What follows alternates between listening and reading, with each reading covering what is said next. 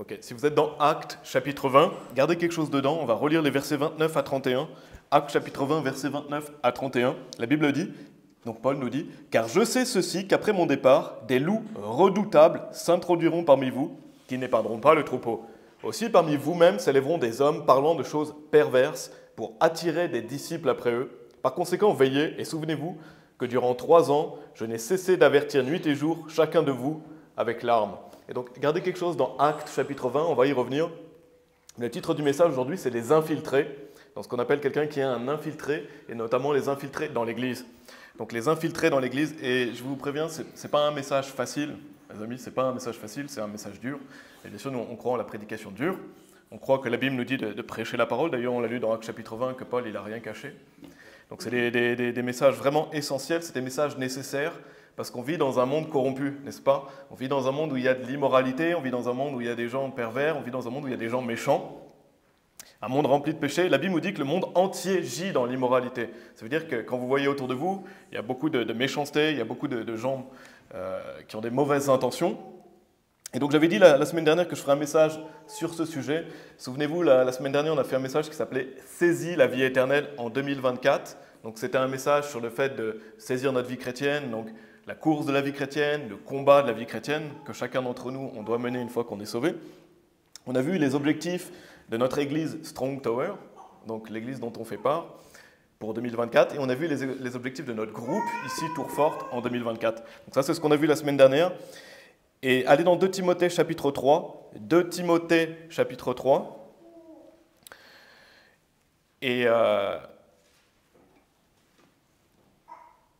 et donc, bien sûr, comme j'ai dit la semaine dernière, quand des œuvres sont faites pour Dieu, quand on fait des œuvres pour Dieu, quand on va évangéliser, quand on prêche la Bible, quand on est des chrétiens qui veulent servir Dieu, il y a des adversaires. La Bible nous dit qu'il y aura des adversaires, ça veut dire qu'il y a des gens qui vont s'opposer au travail de Dieu. C'est ce qu'on va voir vraiment à travers ce message. Il y a des personnes qui sont des adversaires. On ne peut pas se dire qu'on peut vivre la vie chrétienne paisiblement, tranquillement, sans avoir d'adversité, sans avoir de difficultés, sans avoir à endurer les difficultés. Et vous allez voir dans 2 Timothée chapitre 3, il y a des tribulations, n'est-ce pas? Et la Bible nous dit que tous ceux qui veulent vivre pieusement en Christ Jésus souffriront la persécution, c'est ce qu'on va voir. Mais à travers ça, Dieu nous donne sa paix, il nous donne sa tranquillité. Donc l'objectif du message aujourd'hui, ce n'est pas de vous faire peur, ce n'est pas que vous ayez peur, c'est vraiment qu'on prenne conscience de l'adversité, c'est vraiment que nous-mêmes, nous soyons sur nos gardes, que nous soyons avisés face à ce qui se passe dans le monde, face à ce qui se passe dans l'Église. Parce que Dieu nous aide à travers les épreuves, n'est-ce pas? Dieu est là, il nous aime, il nous protège, Dieu est bon, et Dieu nous donne la victoire à travers tout ça. Donc allez dans 2 Timothée chapitre 3, on va lire des versets 10 à 12. 2 Timothée chapitre 3, versets 10 à 12. Donc Paul nous dit, donc il parle à Timothée, et il dit « Mais tu as pleinement connu ma doctrine, ma manière de vivre, mon dessein, ma foi, ma longanimité, ma charité, ma patience. » Donc Paul dit, les persécutions, les afflictions qui me sont arrivées à Antioche, à Iconium, à Lystre, quelles persécutions j'ai endurées, mais hors de toutes, le Seigneur m'a délivré. Oui, et tous ceux qui veulent vivre selon Dieu en Christ Jésus souffriront la persécution. Donc la Bible, elle est claire, quand vous voulez vivre pour Dieu, vous avez des persécutions. Ça veut dire que vous avez des gens qui vont se moquer de vous, des gens qui vont vous maltraiter, des gens qui vont essayer de vous détourner de servir Dieu. Paul nous dit les persécutions, les afflictions, et Paul faisait beaucoup d'œuvres pour le Seigneur, n'est-ce pas? Quand vous lisez quasiment, je pense la moitié du Nouveau Testament est écrit par Paul, pas loin. Paul a fait beaucoup d'œuvres pour Dieu, il a implanté des églises, il a prêché l'évangile, on voit dans toutes les villes où il va, dans les actes, on voit tout ce qu'il fait pour Dieu, il a été en prison, donc il ne fait aucun doute que Paul, c'était un des plus grands chrétiens qui ait jamais existé. Mais Paul, regardez ce qu'il a traversé. Il dit les persécutions, les afflictions qui me sont arrivées à Antioche, à Iconium, à Lystre. Quelles persécutions j'ai endurées, mais hors de toutes, le Seigneur m'a délivré. Donc mes amis, quand on sert Dieu, il faut s'attendre à avoir des persécutions. Il faut s'attendre à avoir des persécutions individuellement et en église aussi. Parce que les églises aussi sont persécutées. Et c'est ce qu'on va voir aujourd'hui. Oui, et tous ceux qui veulent vivre selon Dieu en Christ Jésus souffriront la persécution. Donc c'est normal si vous êtes persécutés pour votre foi. Et la Bible dit, quelle persécution j'ai endurée, mais hors de toutes, le Seigneur m'a délivré. Donc on voit que la Bible dit que Paul a traversé toutes ces difficultés, mais Dieu l'a délivré de toutes ces afflictions, toutes ces persécutions. C'est pour ça qu'on doit endurer. Nous, on doit se focaliser sur le fait d'endurer. Endurer, continuer, avancer, et Dieu nous protège. Dieu veille sur nous, Dieu a protégé Paul, Dieu a protégé Daniel, Dieu a protégé tellement de serviteurs à travers la Bible, vous pouvez le lire, à travers l'Ancien Testament, le Nouveau Testament, donc nous on doit endurer, on doit continuer à servir Dieu. Et le titre du message, c'est « Les infiltrés ». Et donc, comme je dis, il n'y a pas un motif d'avoir peur avec ce message. Dieu ne nous a pas donné un esprit de crainte, n'est-ce pas? Il nous a donné un esprit de force, d'amour et de bon sens. On a le Saint-Esprit en nous. Donc, on doit avoir confiance que Dieu nous protège, on a confiance que Dieu veille sur nous. Et on ne doit pas se dire que Dieu est surpris par ce qu'on traverse, parce que Dieu sait ce qu'on traverse. Dieu sait ce qu'on traverse. La Bible nous dit que Dieu ne va pas nous tenter au-delà de ce qu'on est capable de supporter non plus. Donc Dieu est là, Dieu nous donne la victoire sur nos ennemis, et Dieu nous donne sa tendre compassion, n'est-ce pas? Sa tendre compassion, sa tendre miséricorde. Et la Bible dit que l'ange du Seigneur campe autour de ceux qui le craignent et délivre. Donc Dieu nous protège. Donc c'est important de le dire. Et donc aujourd'hui, on va étudier cette notion d'infiltré. Je ne sais pas si vous connaissez cette notion, mais quand on parle d'infiltré, on parle de quelqu'un qui vient de l'intérieur. Je ne parle pas de persécutions qui viennent de l'extérieur. Donc des gens qui viendraient persécuter notre groupe de l'extérieur, qui ne sont pas membres, ou qui ne viennent pas ici. Quand je parle d'infiltrés, c'est des gens qui viennent de l'intérieur pour tenter de détruire l'œuvre de Dieu, pour tenter de détourner les chrétiens, pour tenter d'enseigner des fausses doctrines, donc des gens qui sont extrêmement méchants. Donc ça, c'est ce qu'on appelle des infiltrés, et la Bible appelle ça des faux frères, ou des fausses sœurs. Et vous pouvez aller d'ailleurs dans 1 Corinthiens chapitre 16, et on va revenir après sur cette notion de faux frères, mais c'est quelqu'un qui va vous dire qu'il est sauvé, c'est quelqu'un qui va vous dire « je suis ton frère, je suis ta sœur », mais à l'intérieur c'est un loup. La Bible nous parle de loups redoutables. Ça veut dire que c'est des loups déguisés en agneaux. Ça veut dire que c'est des gens qui se font passer pour des gens bien, pieux, gentils, et au-dedans c'est des loups voraces. Et la Bible en parle. Et c'est pas un individu lambda qui viendrait à l'église. Je suis sûr que vous venez avec des bonnes intentions, vous venez pour la première fois par exemple, vous venez parce que vous avez envie de connaître Dieu, vous avez envie d'écouter la Bible. Mais ça, c'est quelqu'un qui vient avec des bonnes intentions à l'église. Mais il y a des gens qui viennent dans l'église avec des mauvaises intentions. Ils ont l'intention d'enseigner des mensonges, ils ont l'intention de vous détourner de l'œuvre de Dieu. Ça, c'est ce qu'on appelle un infiltré.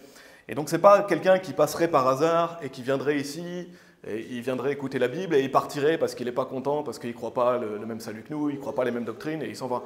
Un infiltré, c'est quelqu'un qui vient déjà, à l'origine, il sait déjà qu'il vient avec des mauvaises intentions. Donc, c'est ce qu'on appelle un pervers. C'est quelqu'un qui vient pour détruire. Et donc là, on ne parle pas d'un individu lambda qui ne serait pas sauvé, on parle d'un réprouvé. Et donc quelqu'un qui ne peut pas être sauvé, quelqu'un qui est méchant. Et on ne parle pas non plus d'un chrétien charnel. Je ne parle pas d'un chrétien charnel qui ne serait pas content et qui dirait « Ah non, moi je ne supporte pas cette prédication, je m'en vais ». Non, ce n'est pas ça un infiltré. Ça va au-delà de ça et je vais en reparler juste après. Mais c'est ce qu'on appelle un fils du diable. La Bible parle que quand on est sauvé, on est des enfants de Dieu, mais il y a des gens qui vont détester Dieu dans leur cœur et qui vont devenir ce qu'on appelle réprouvés. La Bible l'enseigne, vous pourrez, pour ceux qui ne sont pas accoutumés, dans Romains chapitre 1, il est enseigné qu'il y a des gens qui vont détester Dieu dans leur cœur et qui ne veulent plus de Dieu, et c'est ce qu'on appelle un psychopathe. Donc par exemple, Hitler était un psychopathe, Jeffrey Dahmer, des meurtriers, des gens qui font vraiment du mal aux enfants, etc. Ça, c'est ce qu'on appelle un psychopathe. Donc ce n'est pas un individu normal, c'est vraiment quelqu'un qui est extrêmement mauvais. Donc c'est des fils du diable. Et c'est extrêmement malfaisant, n'est-ce pas? Quand vous pensez à ça, quand vous pensez que quelqu'un viendrait ici avec l'objectif de détruire, quel cœur pervers, quel cœur malfaisant de venir ici pour détruire l'œuvre de Dieu. Nous, on va sauver des âmes, et il y a des gens qui viendraient vous détourner de sauver des âmes. Ou il y a des gens qui voudraient que vous partiez du groupe parce qu'ils ne veulent pas que vous viviez la vie chrétienne. Ou des gens qui viendraient pour faire du mal aux individus plus innocents, plus naïfs. Donc c'est quelque chose de vraiment mauvais. Et c'est difficile d'imaginer ça. Quand vous êtes sauvé, c'est difficile d'imaginer que quelqu'un viendrait ici un dimanche, prendrait de son temps pour venir ici pour faire du mal. C'est difficile d'imaginer ça, mais ça existe. La Bible nous met en garde là-dessus. Et il y avait Judas. Si vous connaissez Judas dans la Bible, on va y revenir, mais Judas n'a jamais cru en Jésus-Christ. Il était méchant, c'était un réprouvé. Regardez 1 Corinthiens chapitre 16. Donc on l'avait lu dans le premier message. Qu'est-ce que Paul disait aux Corinthiens? 1 Corinthiens chapitre 16, versets 8 et 9. Il est dit « Mais je resterai à Éphèse jusqu'à la Pentecôte, car une porte grande et efficace m'est ouverte, et il y a beaucoup d'adversaires. » Donc en fait, la Bible vous dit que quand une porte grande et efficace est ouverte, quand il y a des œuvres à faire pour Dieu, il y a beaucoup d'adversaires. Et il semblerait que Dieu ouvre la porte en Suisse ici. Dieu soit loué, on a un groupe, on a un pasteur, et on a des œuvres à faire ici, et notamment la Suisse, mais aussi la francophonie. C'est un grand... Il y a beaucoup de gens qui parlent français. Et donc, quand une porte grande et efficace est ouverte comme ça, il y a beaucoup d'adversaires. Donc, ne soyez pas surpris qu'il y ait des gens qui viennent s'opposer en adversaire, des gens de l'intérieur, spécifiquement dont je parle, mais il y aura aussi des persécutions d'extérieur. Mais ici, en tant que groupe Tourfort Baptiste, on a eu déjà des adversaires qui ont été écartés, on a déjà des gens qui sont venus avec des mauvaises intentions, et notre église, Strong Tower, encore plus. Ils sont plus nombreux, le pasteur a dû faire face à beaucoup d'adversités. Et quand on prêche la Bible, quand une église prêche la Bible, il faut s'attendre à ce qu'il y ait des gens qui viennent pour essayer de faire arrêter l'œuvre de Dieu. Faire arrêter l'œuvre de Dieu, de venir persécuter soit les membres, soit le leader. Et vous allez le voir, on va voir des exemples dans la Bible. Mais il faut s'attendre à ça quand on prêche la parole de Dieu. Et notamment, je vous invite à écouter le message de notre pasteur Yann Taverner. Il a fait un message pour les 2 ans. À l'époque, c'était sur Foundation. C'était quelque chose comme 2 ans et plus d'adversaires à venir, quelque chose comme ça. C'était un message de 2023 qu'il a fait. Et il parle un peu de tout ce que l'Église a traversé depuis le commencement jusqu'à où ils sont arrivés. Et ils ont fait face à beaucoup d'adversités de l'intérieur. Et il a même dû écarter 3 couples à un moment donné. Donc ça montre que c'était des gens qui étaient là, qui se disaient frères, qui se disaient sœurs, mais qui ont été écartés parce que c'était des faux frères, des fausses sœurs, qui essayaient de détruire l'œuvre. Et je crois, il me semble qu'ils étaient là, même depuis le commencement du groupe. Donc même avant qu'ils deviennent une église satellite. Donc ça veut dire qu'ils étaient là comme des loups depuis longtemps. Et Dieu les a révélés. Et vous allez voir que quand quelqu'un vient avec des mauvaises intentions, Dieu va le révéler. La Bible dit que Dieu va le révéler. Et donc sa folie sera manifestée. Et donc voilà, il y a eu des choses qui sont passées dans notre église en Angleterre. Il y avait eu des infiltrés. Et ça prouve quoi? Ça prouve que le diable attaque. Donc ça prouve qu'il y a des œuvres qui sont faites. Parce que quand vous voulez faire des œuvres pour Dieu, le diable attaque. Donc si vous voyez le diable qui attaque, ça prouve que c'est une bonne église. Ça prouve que l'église fait des choses pour Dieu. S'il n'y a rien qui se passe, c'est mauvais signe. Parce qu'on voit à travers toute la Bible à quel point Paul a été persécuté, à quel point les églises ont été persécutées. Si vous me montrez une église qui, tout va tranquille, il n'y a aucune persécution, moi je vous montre une église qui ne fait pas l'œuvre de Dieu. En fait, ce n'est même pas une église. Parce que n'importe quelle église qui œuvre pour Dieu, il y aura des infiltrés, il y aura des persécutions. Vous lisez la Bible, vous voyez dans de nombreux passages comme ça. Donc allez dans Actes chapitre 20. Actes chapitre 20, aujourd'hui, je vais parler spécifiquement des infiltrés. Regardez ce que Paul dit, donc on a lu ça avant le message, Actes chapitre 20, et j'ai relu, on va relire les versets 29 à 31. Paul nous dit, car je sais ceci, qu'après mon départ, des loups redoutables, donc là c'est des loups déguisés en agneaux, donc c'est des gens qui vont paraître gentils, bienveillants, mais c'est des méchants, c'est des personnes extrêmement malfaisantes. Il est dit, s'introduiront parmi vous, qui n'épargneront pas le troupeau. Donc leur objectif c'est quoi? C'est de détruire. Ils n'ont aucune pitié pour les chrétiens. Aucune pitié. Il est dit aussi parmi vous-mêmes s'élèveront des hommes, parlant de choses perverses, pour attirer des disciples après eux. Par conséquent, regardez ce que dit Paul, il dit « Veillez et souvenez-vous ». Et c'est l'objectif de ce message aujourd'hui, veillez et souvenez-vous. Souvenez-vous qu'est-ce que dit la Bible, ne soyez pas surpris, soyez sur vos gardes, soyez matures spirituellement. Et dit que durant 3 ans, je n'ai cessé d'avertir nuit et jour chacun de vous avec larmes. Donc si vous dites, pourquoi frère Pierre prêcher sur des sujets comme ça? Pourquoi pas prêcher sur l'amour de Dieu? Et on prêche sur l'amour de Dieu, on prêche sur que Dieu nous aime, on prêche sur le salut, on prêche sur la Trinité. Pourquoi prêcher là-dessus? Regardez ce que dit Paul, durant 3 ans, je n'ai cessé d'avertir nuit et jour chacun de vous avec larmes. Donc je pense que c'est plutôt important si Paul dit que pendant 3 ans, il a mentionné, attention, il y a des loups redoutables. Et il dit nuit et jour avec larmes. Ça veut dire que Paul prenait ces choses-là au sérieux. Donc il pleurait même en prêchant ces choses-là, parce qu'il sait à quel point c'est malfaisant, il sait à quel point ça peut faire du mal. Parce que Paul aimait les chrétiens. Si on fait des messages comme ça, si je fais un message aujourd'hui, c'est parce que j'aime les personnes, c'est parce que je veux que les gens soient sur leur garde, les gens sachent qu'il y a des gens méchants, et il y a des mauvaises personnes. Et on est dans un combat. Donc la Bible parle d'infiltrés, donc c'est des loups déguisés en agneaux, des loups redoutables, donc c'est plutôt sérieux. Quand vous pensez à un loup, il est là pour déchirer, il n'est pas là pour vous faire du bien. Romains chapitre 1, verset 31, je vais simplement vous le lire. Allez dans 1 Jean chapitre 2.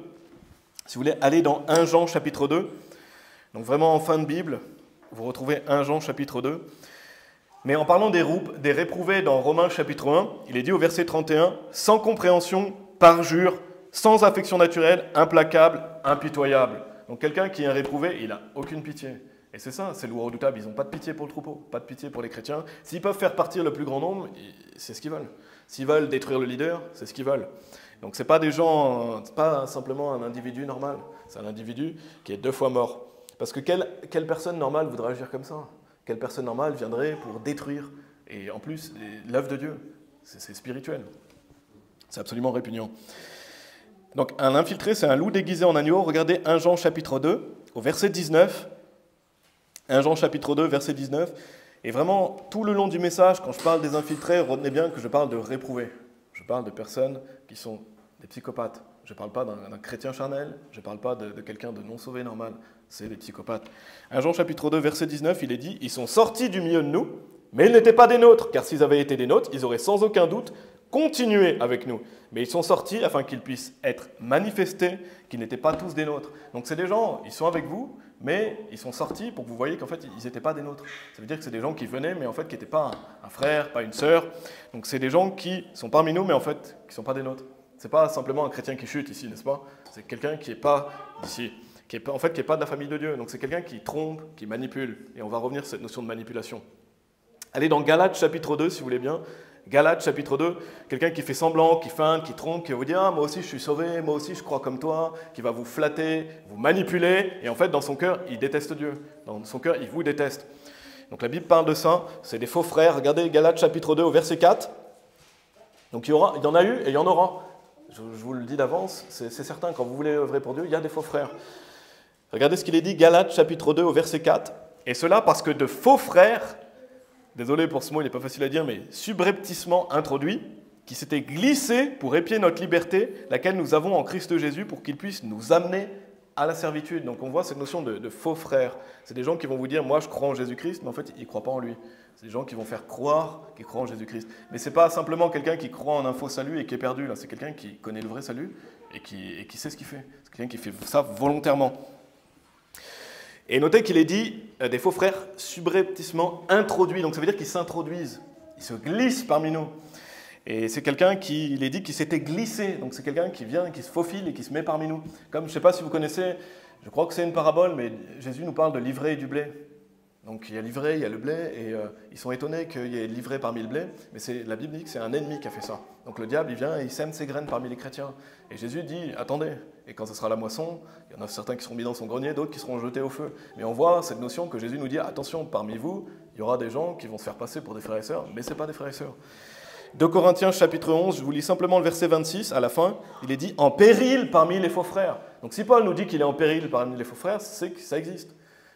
Paul nous dit, attention, il était en péril parmi les faux frères.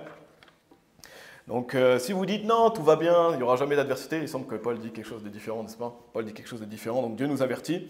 Allez dans Esdras, chapitre 4, donc dans l'Ancien Testament, vous avez le livre d'Esdras.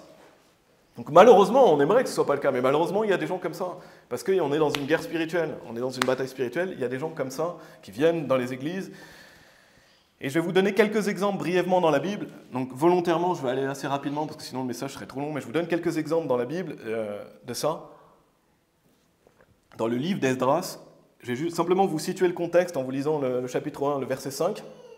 Il est dit « Alors les chefs des pères de Juda et de Benjamin, et les prêtres et les Lévites, avec tous ceux dont Dieu avait réveillé l'esprit, se levèrent afin de monter pour bâtir la maison du Seigneur qui est à Jérusalem. » Donc dans le livre d'Esdras, ils se rassemblent pour construire le temple de Dieu. Donc ils veulent œuvrer pour Dieu, ils veulent faire quelque chose de grand pour Dieu, dans le livre d'Esdras. Mais regardez au chapitre 4, des versets 1 à 6. Esdras, chapitre 4, versets 1 à 6. Dès le début du chapitre 4, on voit qu'il est dit « Or, lorsque les ennemis, notez bien qu'il est dit « les ennemis de Juda et de Benjamin, entendirent que les enfants de la captivité bâtissaient le temple du Seigneur, Dieu d'Israël, ils vinrent vers Zérubabel et vers les chefs des pères et leur dirent « Permettez que nous bâtissions avec vous, car nous cherchons votre Dieu comme vous. Et c'est à lui que nous sacrifions depuis les jours d'Esaradon, roi d'Assyrie, lequel nous a fait monter ici. » Mais Zérubabel, Jéshua et le reste des chefs des pères d'Israël leur dirent « Vous n'avez rien à faire avec nous pour bâtir une maison à notre Dieu, mais nous-mêmes, ensemble, bâtirons au Seigneur Dieu d'Israël, comme le roi Cyrus, le roi de Perse, nous l'a commandé. » Alors le peuple du pays affaiblit les mains du peuple de Juda et les génèrent pour bâtir, et ils soudoyèrent contre eux des conseillers pour déjouer leurs projets, pendant tous les jours de Cyrus, roi de Perse, et même jusqu'au règne de Darius, roi de Perse. Et pendant le règne d'Assyrus, au commencement de son règne, lui écrivirent-ils une accusation contre les habitants de Juda et de Jérusalem. Donc on voit, comme je vous ai situé le contexte, dans le livre d'Esdras, ils veulent construire le temple de Dieu, donc ils veulent faire une grande œuvre pour le Seigneur, ils veulent construire le temple de Dieu, et on voit dès le chapitre 4, les ennemis de Juda et de Benjamin, dès qu'ils entendent parler qu'il y a une œuvre de Dieu qui se font, ils essayent de s'introduire, ils essayent de se glisser. Ils essayent de se glisser parce qu'il dit « Permettez-nous que nous bâtissions... » En fait, c'est ce qu'on pourrait appeler un faux frère qui dit « Ah, permets que je vienne aussi, je veux construire avec Dieu, je veux aller évangéliser, je veux faire des choses pour Dieu. » Alors que dans son cœur, il est là, pourquoi? Pour détruire l'œuvre de Dieu. Et on voit un exemple vraiment ici dans Esdras. Ils veulent infiltrer. Et la Bible nous montre clairement que c'est des ennemis. Le narrateur nous dit des ennemis. Donc nous, on connaît l'intention de leur cœur. Et Dieu merci, je pense que c'est Zérubabel et les chefs, quand ils entendent parler de ça, ils disent « Non, vous n'avez rien à faire avec nous. parce qu'ils ont compris leur projet, ils ont compris que c'était des manipulateurs. Et ça, c'est ce qu'un vrai leader fait. Non, vous n'avez rien à faire ici. Si quelqu'un est révélé méchant, si quelqu'un est révélé un réprouvé, il prend la porte, c'est fini. Il n'y a pas de choses qui se mettent sous le tapis. Et donc ça, c'est un vrai leader, il dit non, vous n'avez rien à faire avec nous, parce que c'est des ennemis. C'est pas des gens qui viennent avec des bonnes intentions, mais on voit qu'ils essayent d'infiltrer. Et après, ça révèle leurs vraies intentions quand il leur dit non, vous n'avez rien à faire ici. Quelles étaient leurs vraies intentions? Regardez dans le passage. Ils affaiblissent et gênent pour la construction. Donc c'est ça qu'un infiltré vient faire. Ils essaient d'affaiblir et de gêner. Donc vous avez des gens qui vont sans arrêt se plaindre tout le temps. Ah, il y a ça qui ne va pas, ça qui ne va pas, ça qui ne va pas. Ce n'est pas simplement un chrétien charnel qui va se plaindre un petit peu. Là, c'est quelqu'un qui est tout le temps en train de se plaindre pour essayer de faire croire aux gens, vous n'avez rien à faire ici, partez de ce groupe, partez de cette église, ça ne va pas, il n'y a rien qui va. Donc ça, c'est affaiblir. Ça, c'est gêner la construction. Quelqu'un qui viendrait ici, tout le temps en train de se plaindre, ou de remonter les gens contre le leader, de remonter les gens contre le pasteur, ou de dire, ah, regarde ce qu'il a dit, et furtivement, ils vont essayer de vous insinuer le doute, ou des gens qui viendraient en insinuant le doute en disant peut-être qu'on est sauvé par les œuvres finalement, peut-être que c'est pas seulement par la grâce. C'est pas quelqu'un qui doute là, c'est quelqu'un qui essaie de vous enseigner des fausses doctrines. Donc là, on voit c'est ça un infiltré, c'est quelqu'un qui gêne et affaiblit pour la construction. On voit qu'il soudoie des personnes contre eux, donc ça veut dire qu'ils essaient de rassembler des gens pour faire échouer leur projet. Et en plus, ils écrivent pour les accuser. Donc attention à ça aussi, c'est un drapeau rouge, les gens qui font sans arrêt des fausses accusations, les railleurs, etc. Parce que là, on voit qu'ils accusent faussement. Ils essaient de les accuser, pourquoi? Pour faire arrêter l'œuvre de Dieu. Donc ça, c'est comparable à une église, parce que l'église, c'est la maison de Dieu. Là, ils essaient de construire le temple. Ici, on fait partie de Strong Tower. Donc il y a des infiltrés qui viennent pour affaiblir les chrétiens, détourner les chrétiens, détruire le leader, etc. Allez dans Luc chapitre 20, donc ça c'était le premier exemple. Je passe volontairement assez rapidement, mais allez dans Luc chapitre 20. Nouveau Testament, dans l'évangile de Luc, on a un autre exemple. Et je pourrais passer 1 heure à vous montrer des exemples, 2 heures, 3 heures. Là, je vous montre 3 exemples dans la Bible, pour bien illustrer le message. Mais regardez dans Luc chapitre 20, versets 19 et 20, il est dit « Et les principaux prêtres et les scribes cherchèrent à leur même à mettre les mains sur lui », en parlant du Seigneur Jésus. « Et ils craignirent le peuple, car ils avaient perçu qu'il avait dit cette parabole contre eux.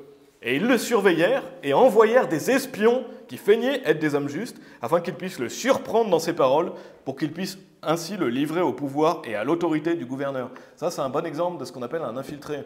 C'est des gens qui vont faire l'espion, ils vont venir avec le Seigneur Jésus-Christ, ils vont feindre être des hommes justes. Ah, on est des sauvés, on est des disciples, comme quelqu'un qui viendrait ici et dit « Ah, je suis un frère ». Ils feignent être un homme juste. Mais pourquoi? Pour surprendre le Seigneur dans ses paroles. Donc ils veulent essayer de détruire le Seigneur Jésus-Christ, ils veulent essayer de le faire accuser. Et il dit pour qu'ils puissent ainsi le livrer au pouvoir et à l'autorité du gouverneur. Donc ils voulaient piéger le Seigneur Jésus, ils voulaient qu'il soit piégé et ils voulaient l'accuser, ils voulaient le faire arrêter. Donc il y a des personnes qui vont faire ça, des personnes qui vont faire ça, feigner être justes. Allez dans Jean chapitre 6, vous avez Matthieu, Marc, Luc, Jean. Donc là on était dans Luc, le livre d'après c'est Jean. L'évangile de Jean, bien sûr, un des exemples que vous connaissez tous, c'est Judas. Judas, c'était un infiltré. Regardez Jean chapitre 6, verset 64. Mais Jésus le savait. Jean chapitre 6, verset 64. Mais il y en a quelques-uns parmi vous qui ne croient pas. Car Jésus savait depuis le commencement qui étaient ceux qui ne croyaient pas et qui le trahiraient. Donc Jésus savait qui allait le trahir. Ça n'a pas surpris le Seigneur Jésus que Judas soit un infiltré, il le savait. Regardez versets 70 et 71, juste un peu plus loin. Versets 70-71, Jésus leur répondit, « Ne vous ai-je pas choisi, vous l'un des 12, et l'un de vous est un diable ?» Il parlait de Judas Iscariote, le fils de Simon, car il était celui qui devait le trahir, étant l'un des 12. Donc on voit que Judas, ça n'a jamais été une personne sauvée. Judas, il était là avec des mauvaises intentions. Jésus, il savait qu'il ne croyait pas en lui. Mais il devait en être ainsi parce que les Écritures devaient être accomplies. Donc les Écritures devaient être accomplies. Mais Jésus savait que Judas était Judas depuis le début, n'est-ce pas? On dit souvent un Judas maintenant aujourd'hui, mais ça vient de Judas. Et il y a des Judas et il y aura des Judas. Il y a des Judas, malheureusement. Il y a des gens comme ça, comme Judas, et il y en aura encore. Et quand vous comprenez, allez dans Matthieu chapitre 26, donc vous avez Matthieu, Marc, Luc, Jean, donc revenez en arrière et allez à Matthieu chapitre 26. Mais quand vous comprenez que le Seigneur Jésus, il a enduré, Jésus a supporté le fait que Judas était là. On doit supporter aussi l'idée que des Judas soient là. Le Seigneur Jésus l'a fait, il nous a montré l'exemple. Jésus-Christ a supporté le fait que Judas était... Pourtant, Jésus savait lire dans le cœur de Judas, il savait que Judas le détestait. Mais Jésus a enduré ça, il a enduré ça parce que il devait en être ainsi, parce que Dieu nous aime. Et donc Dieu est patient. Et nous, on doit endurer l'idée que même un Judas viendrait. On ne doit pas avoir peur, parce que le Seigneur Jésus nous a montré l'exemple pour ça. Regardez Matthieu chapitre 26, verset 21. Et comme il mangeait, donc le Seigneur Jésus va nous dire, il dit, en vérité je vous dis que l'un de vous me trahira. Donc Jésus leur dit, il y en a un de vous qui va me trahir. Et quand Jésus dit ça, quelle est la réponse des autres apôtres? Regardez, verset 22. Et ils furent extrêmement attristés et ils commencèrent chacun d'eux à lui dire, Seigneur, est-ce moi? Donc c'est assez incroyable ce passage, parce que le Seigneur est en train de dire, l'un de vous est un traître, et il dit, est-ce que c'est moi? Est-ce que c'est moi? Donc là déjà on voit qu'ils n'avaient absolument aucune connaissance que Judas était un traître. Donc ça veut dire qu'ils ne l'avaient pas vu. Ils n'avaient pas vu que Judas était un traître, parce qu'ils se demandent même, est-ce que c'est moi? Et ils étaient attristés pour ça.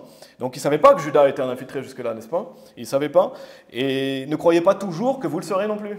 Ne croyez pas toujours, ah mais moi je suis trop fort, je verrai tout de suite s'il y a quelqu'un de mauvais. Non, ne vous croyez pas invincible.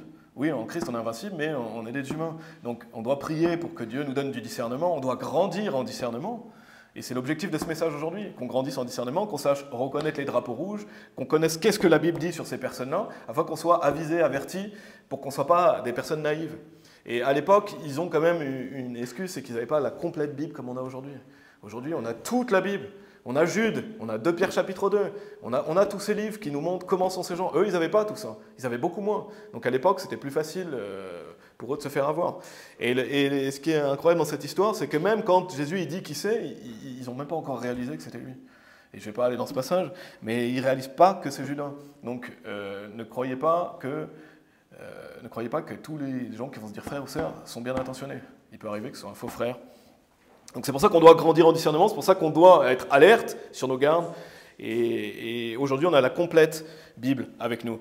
Donc comme on vient de voir, il y a des hommes ou femmes perverses qui vont s'infiltrer dans la maison de Dieu avec des mauvaises intentions. Et c'est dur à imaginer, mais la Bible est claire sur ça. Il y a des Judas, il y en aura. La Bible en parle à nombreuses reprises. Et quand vous avez vu ça, vous voyez à quel point c'est réel. Quand vous avez vu que ça arrive, vous voyez à quel point c'est réel. Et en plus, vous voyez la Bible en temps réel. Parce qu'il y a plein de passages dans la Bible qui prennent vraiment beaucoup de sens quand vous voyez ces personnes-là à l'œuvre. Donc pourquoi ils infiltrent? Parce que le titre du message, c'est les infiltrés. Je vous donne quelques raisons. Tenter de détruire l'œuvre de Dieu, détourner les chrétiens de l'œuvre de Dieu, créer des divisions, enseigner des fausses doctrines, remonter les frères et sœurs contre le leader, etc. Ça, c'est des raisons pour lesquelles les gens infiltrent. Et la dernière chose que je veux souligner dans cette partie, et que je vais développer dans la prochaine partie, allez dans Matthieu chapitre 23. Matthieu chapitre 23, là vous étiez dans Matthieu chapitre 26, donc juste un peu avant, Matthieu chapitre 23. Et il y a quelque chose que je veux mentionner là et que je vais développer un peu après. C'est cette idée que les infiltrés sont comme des serpents. Le diable est appelé le vieux serpent dans la Bible. Le diable est appelé le vieux serpent, il a pris une apparence de serpent dans le jardin d'Éden, n'est-ce pas? Et les infiltrés, qui sont des réprouvés, sont des fils du diable, donc il fait sens qu'ils peuvent être comparés à des serpents. Regardez Matthieu chapitre 23, au verset 33. Qu'est-ce que dit Jésus aux scribes et aux pharisiens? Vous, serpents, vous, génération de vipères, comment pouvez-vous échapper à la damnation de l'enfer? Donc ça, c'est Jésus qui dit ça. Donc vous voyez, ça c'est le Jésus de la Bible. Le Jésus de la Bible, Jésus déteste les gens qui sont extrêmement mauvais, les gens qui vont au-delà de ce qu'un individu normal peut faire. Dieu aime tous les hommes, mais il y a des gens qui sont extrêmement mauvais, et Jésus leur dit, vous, serpents, vous, génération de vipères. Donc ils sont comparés à des serpents. Parce qu'en fait, c'est ce qu'ils sont spirituellement. C'était des vrais hommes, mais spirituellement, ils sont des fils du diable. Donc, ils sont des fils du serpent. C'est des serpents. Et Jésus leur dit, comment pouvez-vous échapper à la damnation de l'enfer? Comment vous pouvez être sauvés? Ils ne peuvent pas être sauvés, parce que c'est des réprouvés. Et donc là, Jésus-Christ parle à des gens qui sont de leur père, le diable. Et quand vous pensez à un serpent, si vous avez déjà vu des serpents, c'est des animaux qui s'infiltrent, ils glissent. Ils s'infiltrent. On parle souvent de langue de serpent aussi, je vais en parler après. Mais c'est des animaux, pour moi je trouve que c'est des animaux répugnants. Je ne sais pas si vous aimez les serpents, je n'aime pas du tout les serpents. C'est gluant, ça se faufile, et c'est méchant, ça peut vous mordre, ça peut vous tuer même un serpent. Donc c'est vraiment des animaux que j'aime pas, les serpents. Mais c'est cette expression de se faufiler. Et c'est ça un infiltré, il se faufile, il se glisse. Et vraiment je trouve que le serpent... Je ne pense pas qu'il y ait une seule bonne connotation du serpent dans la Bible, ou très peu, mais la plupart du temps, quand on parle de serpent, c'est une mauvaise connotation. Le diable est appelé le serpent. Et vous pouvez imaginer un serpent qui se glisse dans votre maison. Un serpent qui se glisserait sans que vous le voyez, c'est ça un infiltré, il se glisse dans la maison de Dieu, et il fait semblant, il infiltre. Dans 2 Timothée chapitre 3, allez dans 2 Timothée chapitre 3 s'il vous plaît. 2 Timothée chapitre 3, et je vais simplement vous dire un petit passage, mais on va lire un passage après. Mais il est dit, car de ce genre sont ceux qui se glissent dans les maisons. Et dans Jude, il est dit, car certains hommes se sont glissés à votre insu. Donc vous voyez cette notion de glisser, comme un serpent qui glisse. Et bien, les infiltrés, c'est comme ça, ils se glissent dans votre maison, ils se glissent parmi vous, et ils se faufilent. Et Jésus leur dit, vous serpents, vous génération de vipères, comment pouvez-vous échapper à la damnation de l'enfer? Donc Dieu dit, vous êtes des serpents. Et heureusement, Dieu merci, Dieu a écrasé la tête du serpent. Je vais en reparler après. Donc ça, c'était la première partie, les infiltrés. Maintenant, on va voir quelques caractéristiques, comment vous pouvez reconnaître les gens qui sont vraiment mauvais. Quelles sont les caractéristiques que la Bible donne, et je vais vous donner quelques caractéristiques aussi. Ça nous aide à grandir en discernement, ça vous aide à vous prévenir, à ne pas fréquenter certaines personnes qui sont mauvaises. Et on retrouve dans Romains chapitre 1, 2 Pierre chapitre 2, dans Jude. Moi, je vais aller dans 2 Timothée chapitre 3. On va lire des versets 1 à 9. 2 Timothée chapitre 3, versets 1 à 9.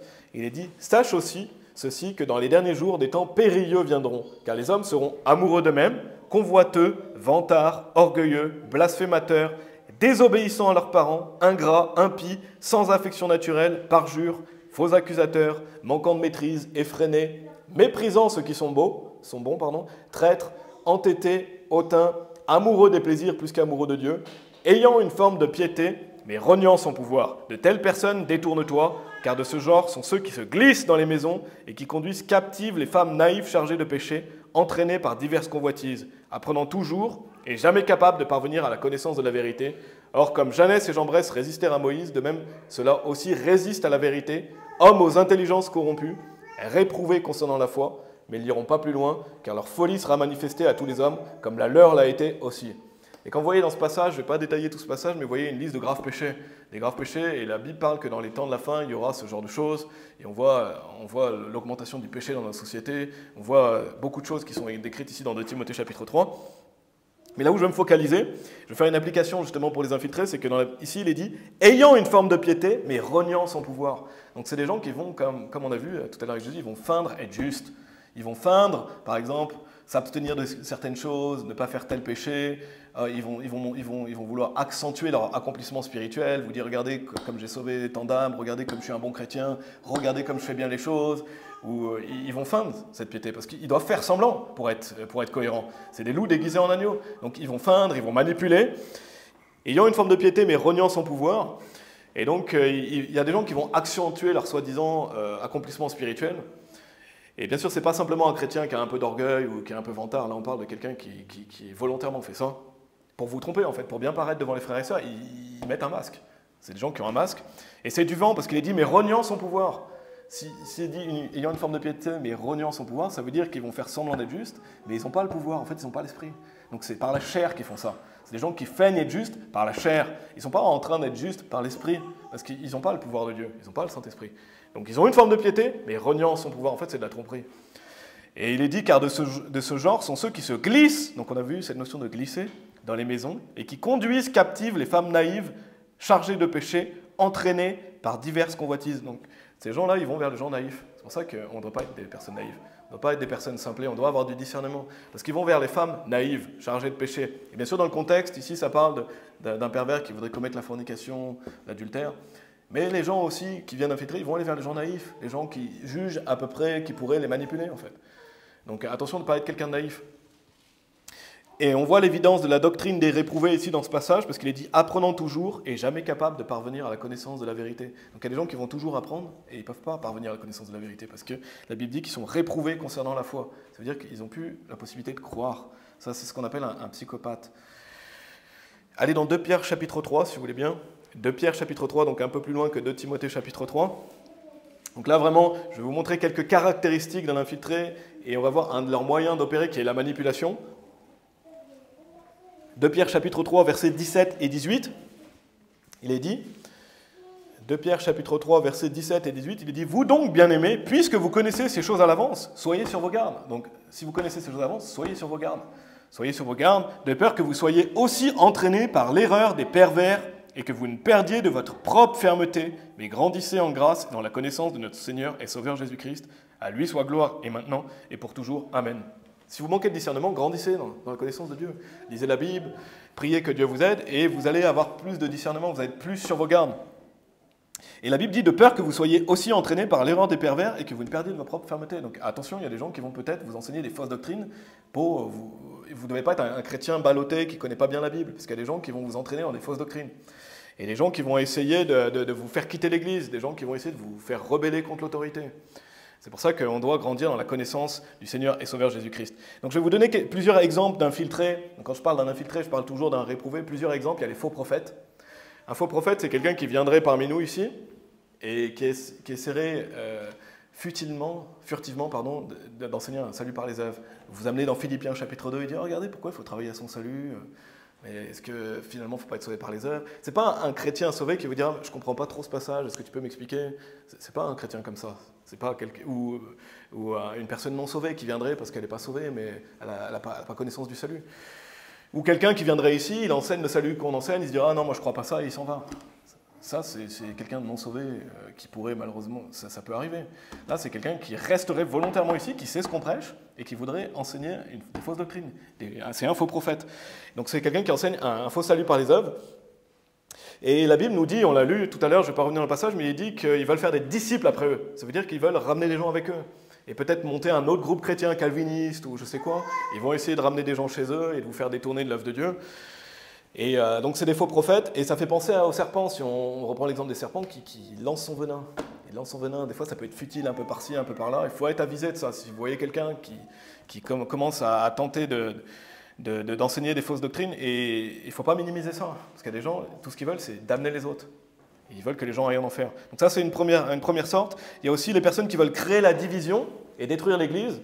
Donc il y a des gens, là encore une fois, ce n'est pas un chrétien charnel, qui aurait du mal à tenir sa langue, qui se plaindrait occasionnellement, ou qui se plaindrait et on le reprend et il se dit « Ah, c'est vrai, je suis dépassé un peu », ou quelqu'un qui partirait parce qu'il n'est pas content. Quand on parle de quelqu'un qui crée des divisions et qui tente de détruire l'Église, ça va au-delà de ça. C'est un comportement d'infiltré et c'est quelqu'un qui essaie de répandre son venin pour vous détourner de l'œuvre de Dieu, pour vous faire partir de l'assemblée. Et quelqu'un qui pourrait faire des fausses accusations, quelqu'un qui pourrait faire du railing, quelqu'un qui pourrait essayer de retourner les gens contre le leader, etc. Donc ça, c'était la deuxième sorte. Donc plusieurs sortes, bien sûr, je ne mentionne pas toutes les sortes, mais il peut y avoir les faux prophètes, il peut y avoir ceux qui tentent de créer la division et détruire l'Église, et il y a ceux qui ont des viles affections aussi. Les personnes qui ont des viles affections, comme les sodomites, les pédophiles et autres viles affections. C'est des infiltrés. Et je vais parler un peu de la pédophilie, mais ce sont des prédateurs. Il y a des gens qu'on appelle des pédophiles. Et c'est des prédateurs, ils veulent faire du mal aux enfants. Allez dans Jude, si vous voulez bien. Allez dans Jude. Mais les serpents sont des prédateurs, quand vous pensez. Ils essayent de faire des victimes. Il y a la troisième sorte d'infiltrés. C'est des gens qui ont des viles affections, comme par exemple les pédophiles. Regardez, attention aux prédateurs. Jude chapitre 4, Jude verset 4. Jude chapitre 1, verset 4. Il est dit « Car certains hommes se sont glissés », donc on voit encore une fois cette notion de glisser, à votre insu, qui ont été destinés depuis longtemps à cette condamnation. Donc on voit qu'ils sont déjà destinés à aller en enfer. Parce que ça, c'est des gens vraiment mauvais. Il est dit « Des hommes impies, changeant la grâce de notre Dieu en lascivité et reniant le seul Seigneur Dieu et notre Seigneur Jésus-Christ. » Un peu plus loin, verset 7, « C'est-à-dire comme Sodome et Gomorrhe et les villes autour d'elles qui, de même manière, s'abandonnant à la fornication et suivirent la chair insolite, sont donnés pour un exemple souffrant la vengeance du feu éternel. » Et on voit la chair insolite, là ça fait penser aux gens, quelqu'un qui vous dirait « Ah moi, je suis attiré par les enfants ». Si quelqu'un vous dit ça, alertez les autorités. Si quelqu'un vient vous dire ça, et j'ai beaucoup aimé le pasteur Meria, il avait expliqué que son ancien pasteur, un jour, quelqu'un est venu dans son bureau et a expliqué au pasteur de Bruce Meria, il lui a dit oh, « j'ai une attraction pour les enfants, ce genre de choses ». Il a dit « Attends 2 minutes ». Il est sorti, il est revenu un peu après, il a dit « Les autorités t'attendent ». J'ai appelé les autorités, ils sont là, ils viennent te chercher. Et c'est ça, c'est ce qu'a fait le pasteur de Bruce Meria, et c'est ce qui sera fait ici. Si vous êtes un pédophile, si vous voulez venir ici, vous serez directement alerté aux autorités. Donc on ne rigole pas avec ce genre de choses. Il n'y a rien qui sera mis sous le tapis ici. S'il y a un pervers ici, c'est directement aux autorités. Si quelqu'un est pédophile et voudrait venir ici, ne venez jamais ici. Ne venez jamais ici. Parce que Dieu, déjà, il pourrait vous frapper. Et en plus, la Bible dit que vous serez révélés. Leur folie sera manifestée, donc vous serez révélés à un moment donné. Donc si quelqu'un voulait venir avec des intentions comme ça, venez pas ici, parce que vous allez être révélés. Vous allez être dénoncés aux autorités. Parce que les autorités compétentes. On ne met pas de choses ici sous le tapis. Toute activité criminelle, elle sera directement mentionnée aux autorités. Donc vous ferez mieux d'être effrayé si vous êtes un infiltré. Vous ferez mieux d'être effrayé, vous ferez mieux de ne pas venir, parce que votre folie sera manifestée. Vous serez écarté. Et ça, c'est ma dernière partie. Vous allez voir dans 2 Timothée chapitre 3, il est clair, la Bible dit que vous serez manifestés. Et j'avais écouté d'ailleurs, si vous vous posez cette question, je ne sais pas si vous avez déjà posé cette question, mais le pasteur Joe Jones, il avait répondu à cette question, pourquoi Dieu permet que les pédophiles vivent? Je ne sais pas si vous avez déjà posé ces questions, pourquoi Dieu permet qu'il y ait des gens qui fassent du mal aux enfants, pourquoi... Et il avait vraiment bien répondu, et j'avais beaucoup aimé sa réponse, il avait dit en fait, Dieu il ne permet pas. C'est les hommes qui laissent faire. Dieu ne permet pas, Dieu a déjà dit, c'est la peine de mort. C'est les hommes qui n'appliquent pas la loi de Dieu. Dieu il a déjà dit quelle était la sentence pour un pédophile, c'est la peine de mort. Et une autorité, normalement, qui met en place la loi de Dieu, qui aime les enfants, c'est ce qu'ils mettent en place. Nous, on aime les enfants ici, donc on les protège. Donc si quelqu'un est comme ça, il sera directement dénoncé aux autorités. Et Dieu ne permet pas ça, c'est l'homme, malheureusement, parce que voilà, l'homme est pécheur, on est dans des gouvernements corrompus, l'homme laisse faire, mais Dieu ne permet pas. Dieu ne permet pas ça. Et si vous dites, ah, c'est pas trop chrétien ce que tu dis, la peine de mort, c'est pas trop chrétien de critiquer les pédophiles, Jésus il a dit que si vous faites du mal aux enfants, il faudrait mieux de mettre une meule de moulin autour de vos coups et vous jeter dans la mer. Ça, c'est ce que Jésus a dit. Si quelqu'un veut faire du mal aux enfants, il vaudrait mieux pour lui qu'il fasse ça. Et quand vous pensez à quelqu'un qui saute dans la mer avec une meule de moulin autour du cou, je vous laisse imaginer ce que ça fait. Il est mort avant de descendre, en fait. Parce que ça va lui briser le cou. Une meule de moulin autour du cou, avec la puissance de l'eau, il est mort. Et ça, c'est ce que Jésus pense de ces gens qui font du mal aux enfants. Maintenant, on va voir quelques caractéristiques. Écoutez bien, quelques notions que le pasteur Jiménez, donc un excellent pasteur, a dit dans une vidéo. C'est des choses qui vous aident à déceler les infiltrés, mais à déceler ce qu'on appelle des psychopathes, des mauvaises personnes dans vos vies personnelles. C'est des choses qui vous aident à déceler quelqu'un qui serait vraiment mal intentionné. C'est quelques tactiques communes d'un psychopathe. Ça peut prévenir aussi ici pour le futur. Je vais vous les lire. Il avait dit des flatteries exagérées, bon marché, donc les gens qui font beaucoup de flatteries. Traverser quelque chose de manière excessive. Donc c'est des personnes qui, tout dans leur vie, ça va être même des choses mineures, c'est un prétexte à faire des grandes affaires. Donc pour faire une grosse affaire, pour être sûr que tout le monde sache qu'ils sont blessés, bouleversés, tristes, déprimés. Donc des gens qui vivent toujours des choses, et veulent toujours vous laisser savoir que ça ne va pas, qu'ils sont tristes, qu'ils sont déprimés, mais à l'excès.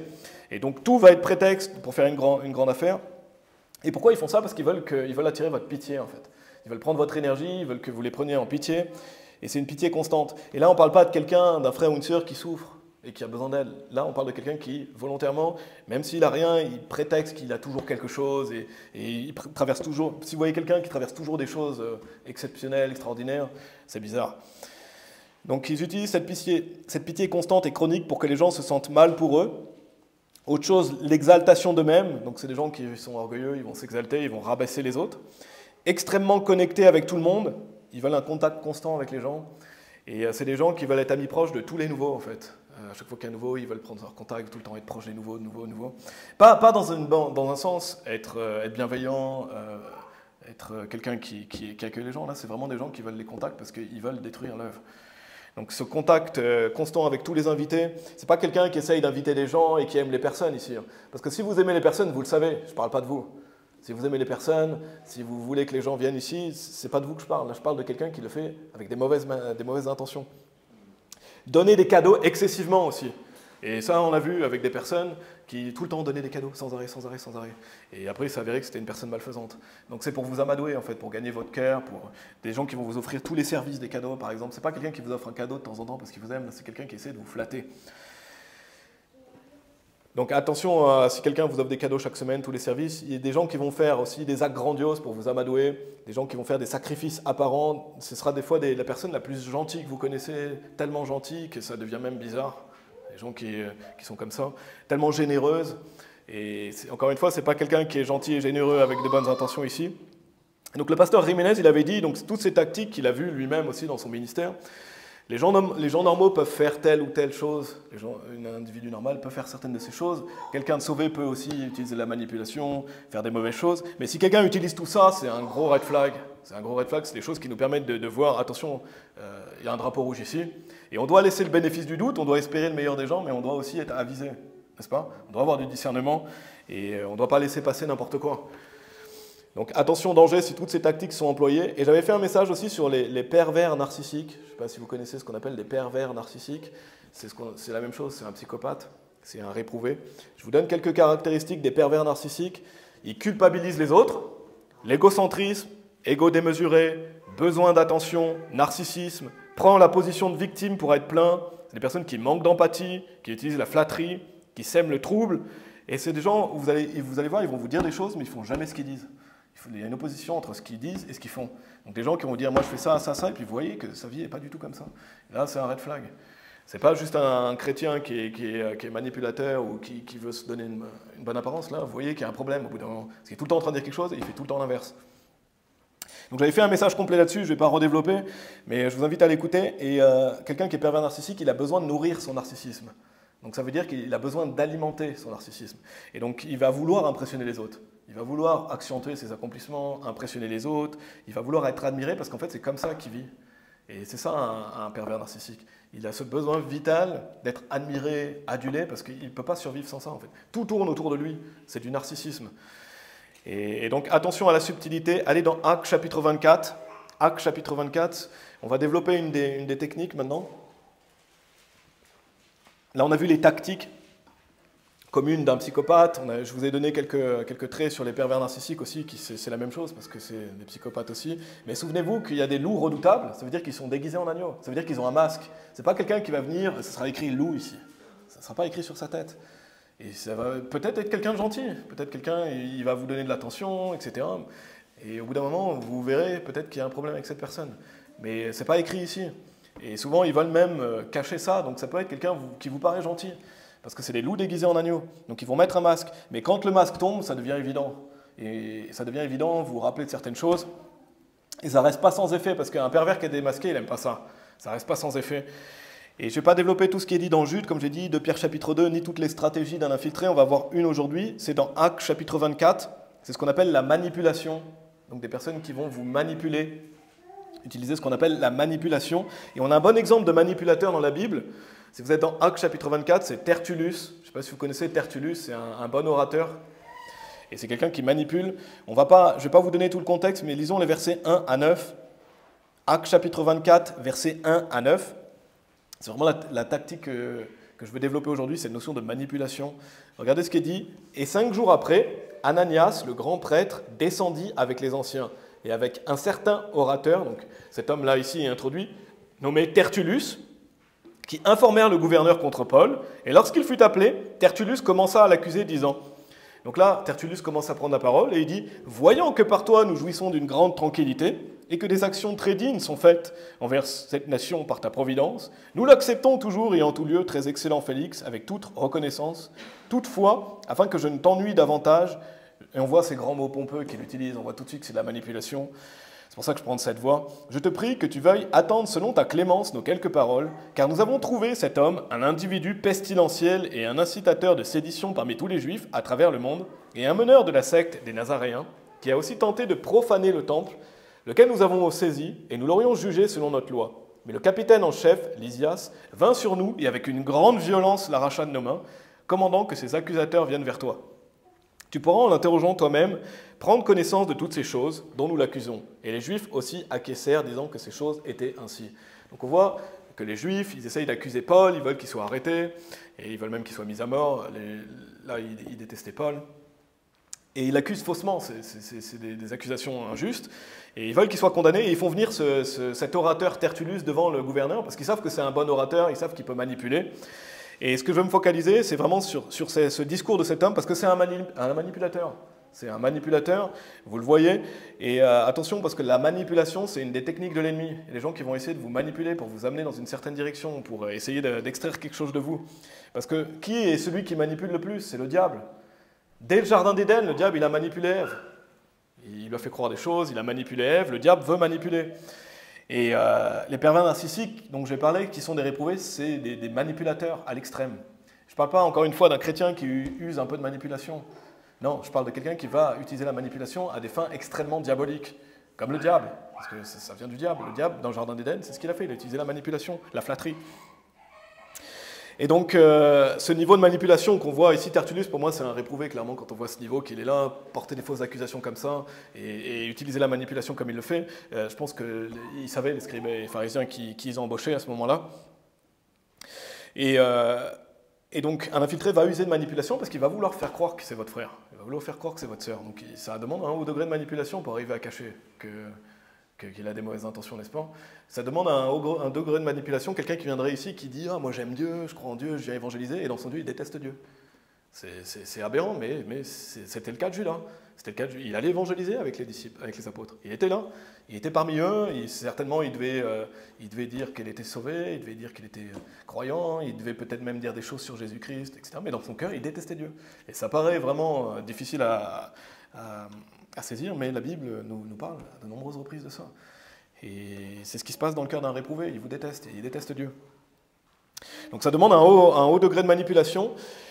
Et aucune personne normale fait ça volontairement, aucune personne va faire des choses comme ça volontairement. Encore une fois, un faux frère, c'est pas quelqu'un qui est juste non sauvé, c'est pas quelqu'un qui est juste dans le doute, non, c'est un réprouvé.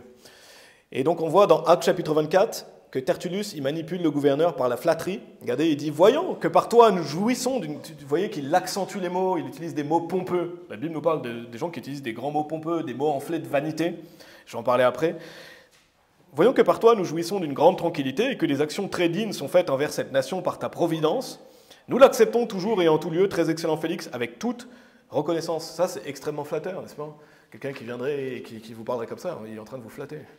Là, ça va au-delà de simplement « Ah, c'était bien ton sermon, frère », ou quelqu'un qui veut vous encourager, vous dire des bonnes choses. Là, on voit qu'il flatte.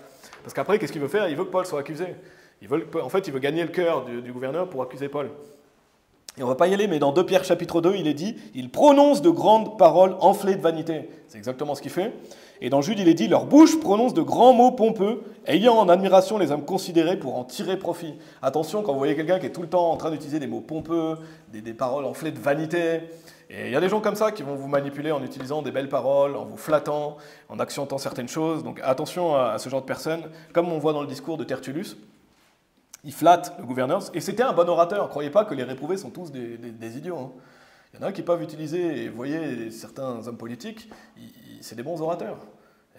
Et il y en a qui parlent très bien. Donc ne croyez pas que si quelqu'un parle bien, c'est forcément quelqu'un de sauvé. Non, des gens qui utilisent des beaux discours, des beaux mots, etc., mais qui veulent vous manipuler. Et il dit aussi un individu pestilentiel et un incitateur de sédition parmi tous les juifs à travers le monde. Donc on voit, c'est un railleur, il fait des fausses accusations sur Paul. Il n'a aucun mal à faire des fausses accusations. Et en fait, là où j'avais parlé des serpents tout à l'heure, et on va y revenir, c'est qu'on voyait que c'est une langue de serpent. Vous avez déjà entendu cette notion de langue de serpent? C'est quelqu'un qui vous flatte, il vous endort. Il est là avec ses mots, il essaie de vous endormir pour gagner votre confiance, pour vous faire croire qu'il est avec vous, pour vous faire croire qu'il vous aime. Donc c'est une langue de serpent, c'est quelqu'un qui fait semblant. Et dans le discours de Tertullus, on va relire les versets 6 et 7, il utilise une technique de manipulation, je ne sais pas si vous connaissez, qui est appelée bourreau, victime, sauveur. C'est appelé bourreau, victime, sauveur, donc c'est ce qu'utilisent souvent les pervers narcissiques. C'est assez connu dans la psychologie, bourreau, victime, sauveur. Et ça, soyez attentifs à ça, c'est un gros red flag. Je vais vous lire dans Wikipédia ce qui est dit à ce sujet. Donc c'est cette notion de bourreau, victime, sauveur. Il est dit le triangle dramatique, il est appelé le triangle dramatique, ou triangle de Karpman, est une figure d'analyse transactionnelle proposée par Stefan Karpman en 1968 qui met en évidence un scénario relationnel typique entre victime, persécuteur et sauveur. Le triangle dramatique peut se nommer désordre du persécuté-persécuteur. Ce schéma est à la base des jeux psychologiques de manipulation de la communication. Donc il y a des gens qui vont utiliser ce schéma bourreau, victime, sauveur. Et les pervers narcissiques, c'est comme ça qu'ils fonctionnent. C'est comme ça qu'ils fonctionnent. Ils vont prendre tel rôle à un moment donné, un autre rôle à un moment donné. En fait, ils cherchent une proie. Souvent, par exemple, quelqu'un qui manque de confiance en lui ou quelqu'un qui a besoin d'un sauveur ou ce genre de choses. Ils vont choisir une proie et la proie va se faire prendre dans ce schéma de bourreau, victime, sauveur. C'est pour ça qu'il faut qu'on ne soit pas des gens naïfs, qu'on soit des gens avisés, sur nos gardes. Attention à ça. Et c'est quelque chose que, quand j'ai fait des recherches, j'ai vu que les pervers narcissiques utilisent souvent ça. Et j'ai déjà vu les gens utiliser cette technique bourreau, victime, sauveur. Un coup, c'est le bourreau, un coup, c'est la victime, un coup, c'est le sauveur. Et vous voyez qu'il est toujours enfermé dans ce schéma bourreau, victime, sauveur. Un jour, c'est la victime des autres. Un jour, il va critiquer les autres, dénoncer les autres. Un jour, il va se poser en sauveur. Regarde ce que j'ai fait de bien, regarde ceci, regarde cela. Et je ne vais pas trop développer ça, vous pouvez faire vos recherches à ce sujet. Mais le manipulateur utilise souvent ce triangle. Et regardez dans le discours de Tertullus, on va relire les versets 6 et 7. Donc, le pervers narcissique, par exemple, il utilise ça et il joue ces trois rôles. Et sa proie rentre dans ce schéma-là. Versets 6 et 7, regardez, il est dit qui a aussi tenté de profaner le temple, toujours dans Actes chapitre 24, lequel nous avons saisi et nous l'aurions jugé selon notre loi, mais le capitaine en chef, Lysas, vient sur nous et avec grande violence l'arracha de nos mains. Et donc ça, c'est une des techniques de manipulation que Tertullus utilise. Et bien sûr, normalement, Ce triangle dont je vous parle, il se fait dans la durée. Ça peut être une semaine, des années, des gens qui utilisent les gens comme ça. Là, on voit dans un discours, donc c'est condensé. Mais on retrouve ça, donc c'est intéressant de le noter. Regardez, il y a cette notion de sauveur, parce que Tertullus, il dit qu'il a aussi tenté de profaner le temple, lequel nous avons saisi. Il dit, on a voulu le saisir, parce que comme ça, on va protéger le temple, on est des sauveurs, on veut faire les bonnes choses. On a cette notion de bourreau. S'il est dit, nous l'aurions jugé selon notre loi, donc il voulait se poser en bureau, on l'aurait jugé, on l'aurait condamné. Donc là, on voit cette notion de bourreau. Et victime. Mais le capitaine en chef, Lysias, vint sur nous et avec grande violence l'arracha de nos mains. Là, ils font la victime. Oh, lui, il nous l'a arraché avec grande violence alors qu'on voulait faire justice. Et on est une victime. Et là, on voit ce schéma, bourreau, victime, sauveur. Et ça, c'est une des techniques de manipulation. Si quelqu'un utilise ça, il vous manipule. Et c'est très sournois. Allez dans Psaume 58. J'ai bientôt fini le message. Psaume 58, si vous voulez bien. Parce que la manipulation, c'est sournois. C'est du diable, c'est sournois, c'est comme un serpent avec sa langue qui vous flatte, vous manipule. Des gens qui vont vous faire tourner en rond et essayer d'avoir quelque chose de vous. Allez dans Psaume 58. Je vais vous lire Psaume 140, verset 3 en attendant. Donc David, en parlant des personnes extrêmement malveillantes, il dit « Ils ont aiguisé leur langue comme un serpent, du venin de vipère est sur leurs lèvres. » Et sous leurs lèvres, c'est là. Donc là, en parlant des gens mauvais, ils ont aiguisé leur langue comme un serpent. Il va vous parler comme un serpent, vous flatter, essayer de vous détruire avec son venin. Et c'est du venin de vipère et sous leurs lèvres. Bien sûr, c'est une image. Mais regardez Psaume 58, versets 4 à 6. Psaume 58, versets 4 à 6. Il dit « Leur poison est comme le poison d'un serpent. Ils sont comme la sourde vipère qui bouche son oreille, laquelle n'écoute pas la voix des charmeurs. Charmant plus sournoisement que jamais. Brise-leur les dents, ô Dieu, dans la bouche, arrache les grosses dents des lionceaux au Seigneur. » Donc ça, on voit la prière de David, il leur dit « brise-leur les dents ». Et on voit cette notion toujours comme la sourde vipère. Donc ils vont essayer de vous endormir, vous flatter. Il y a des gens qui vont essayer Il y a des gens qui sont très forts en manipulation. Ils vont essayer de lire qu'est-ce que vous aimez, de vous dire ce que vous avez envie d'entendre, et de regarder quelles sont vos émotions pour essayer de retourner les choses, etc. Pour essayer de vous manipuler. Et il est dit, laquelle n'écoute pas la voix des charmeurs, charmant plus sournoisement que jamais. Donc il y a des gens qui peuvent paraître charmants, et ils sont là pour vous charmer, pour vous manipuler. Et ce n'est pas quelqu'un qui vous dit des bonnes choses parce qu'il vous aime. Des gens qui veulent vous endormir par la flatterie, par la manipulation. C'est pour ça qu'on doit avoir du discernement. Nous, on doit avoir du discernement, on doit savoir qu'est-ce que dit la Bible, on doit être sur nos gardes. Et Jésus a déjà écrasé la tête du serpent, n'est-ce pas? Amen. Jésus, il a déjà écrasé la tête du diable. Donc quand vous êtes sauvés, vous êtes en Christ. Donc il n'y a pas à avoir peur des personnes mauvaises, il y a simplement à continuer de servir Dieu. Et avoir du discernement, il faut s'écarter de certaines personnes qui sont mauvaises. Il faut savoir que ces gens existent, il faut savoir qu'il y en aura dans notre groupe, et il y en a eu, et il y en aura dans notre Église, parce que la Bible dit qu'ils sont au milieu des nôtres. Mais continuons-nous à servir Dieu, et soyons avertis à ce sujet-là. Et c'est la dernière partie que je veux faire, mais qui est très courte. Allez dans 2 Timothée chapitre 3. 2 Timothée chapitre 3, c'est la dernière écriture où on va, après je vais simplement vous relire quelques versets. La dernière partie, donc on a vu les infiltrés, donc des personnes qui sont des réprouvés, qui viennent, qui se glissent, qui veulent détruire l'œuvre de Dieu. On a vu plusieurs formes d'infiltrés, je vous ai donné 3 exemples. On a vu à travers la Bible des exemples aussi de ça. On a vu aussi leur tactique, et notamment la manipulation. Et la dernière chose, c'est qu'ils vont être révélés par Dieu. Dieu va les révéler. Regardez dans 2 Timothée chapitre 3 au verset 9, mais ils n'iront pas plus loin. À un moment donné, Dieu va dire, c'est assez, ils n'iront pas plus loin.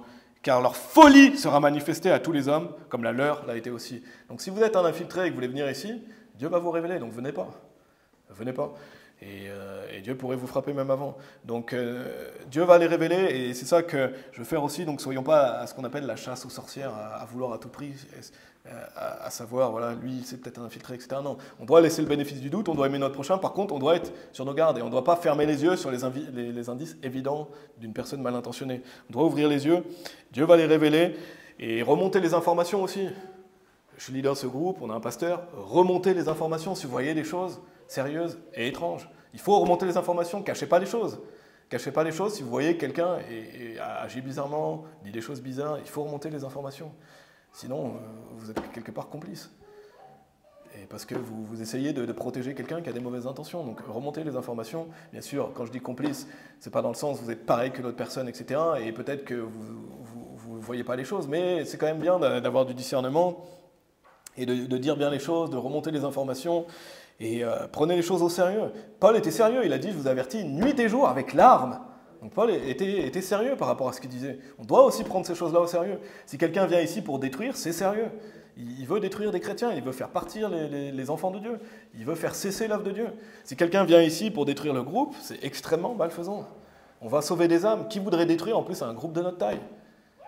À part un pervers. Donc si les comportements mauvais, sérieux, me le signalez. Et n'oubliez pas, j'en ai parlé, mais les attaques sont plus dures au début d'une œuvre. Parce que c'est plus facile de détruire une œuvre quand c'est le commencement, que quand c'est bien établi. Et on voit, je vous invite encore une fois à écouter le message que le pasteur a fait, tout ce que notre Église a traversé, c'est impressionnant. Et ils ont tenu droit. Pourquoi? Parce que Dieu les a protégés. Dieu leur a donné la force. Et après, nous, on en sort grandi. On en sort grandi, on a plus de discernement. Et si vous êtes persécutés pour la parole de Dieu, vous êtes bénis. Et donc je vous rappelle, Paul nous dit qu'il y a une porte grande et efficace mais ouverte et il y a beaucoup d'adversaires. Donc notre groupe Tourfort Baptiste aura beaucoup d'adversaires si une porte grande et efficace est ouverte, et visiblement c'est le cas, n'est-ce pas? Et donc réjouissons-nous que Dieu ouvre une porte. Nous, on doit se réjouir que Dieu ouvre une porte. On doit continuer de servir Dieu, on doit se confier en Dieu. Mais comme dit Paul, par conséquent, veillez et souvenez-vous. Donc veillez, souvenez-vous de ce qu'on a vu aujourd'hui, souvenez-vous de qu'est-ce que dit la parole de Dieu. Et il dit que durant 3 ans, je n'ai cessé d'avertir nuit et jour chacun de vous avec larmes. Donc soyez avisés, soyez sur vos gardes, Dieu nous protège, Dieu nous aime. Et Dieu nous donne la victoire. Et j'espère que ce message, justement, nous aidera chacun d'entre nous à avoir du discernement et à voir les choses qui se passent réellement. Protégez vos enfants aussi. Vous êtes responsable de vos enfants, vous devez les protéger. Et je ferai certainement un autre message à ce sujet, mais ne croyez pas que parce que vous êtes à l'église, vous pouvez confier vos enfants aux gens de l'église. Non, non. Gardez vos enfants. Moi, le conseil que je donne à vos parents, ne laissez jamais votre enfant dormir loin de chez vous. Soyez toujours là. Protégez vos enfants. On est dans un monde corrompu. Donc protégez vos enfants, à moins urgence médicale ou exceptionnelle, mais sinon, soyez toujours avec vos enfants. Soyez toujours avec vos enfants, protégez-les, et ne croyez pas que tout le monde sera toujours bien intentionné ici. Donc ayez toujours l'œil sur vos enfants, Dieu vous les a confiés. Et je ferai un message sur la protection des enfants, parce que sinon je vais partir dans ce sujet-là. Mais soyons alertes, et tout le monde n'est pas bien intentionné en venant à l'église. Donc soyons sur nos gardes, espérons le meilleur, mais soyons sur nos gardes. Amen, on va prier. Merci Père éternel, merci infiniment pour ta parole, parce que on serait bien perdu, Seigneur, sans ta parole qui nous donne des indications claires, qui nous révèle aussi certaines choses sur les personnes mal intentionnées. Père, je te prie que si quelqu'un écoute ce message et voudrait infiltrer notre groupe ou quoi que ce soit, Père, je te prie d'écarter cette personne. Et ta parole dit clairement, Seigneur, que leur folie sera manifestée. Donc, Seigneur, écarte toute personne réprouvée qui voudrait venir, qui voudrait faire du mal à ce groupe. Et on te prie pour protéger ceux qui veulent te servir, Seigneur. Protège-nous, je t'en prie, donne-nous force et courage. Augmente notre discernement et que nous puissions continuer à te servir en ayant confiance que tu nous as donné un esprit de force, d'amour et de bon sens, pas un esprit de crainte, Seigneur. Voilà, quand on est confiant que l'ange du Seigneur campe autour de ceux qui les craignent et les délivre, comme tu as délivré Paul aussi. Délivre-nous, Seigneur, de la main des hommes immoraux et pervers. Protège-nous et, Seigneur, que nous puissions continuer ton œuvre ici. Et on te remercie que notre pasteur vienne aussi la semaine prochaine. On prie pour sa venue. Et on prie pour la continuité de notre groupe et de notre église en Angleterre. Ainsi, Seigneur, qu'on puisse tenir debout grâce à toi. Et on prie au nom de Jésus-Christ. Amen.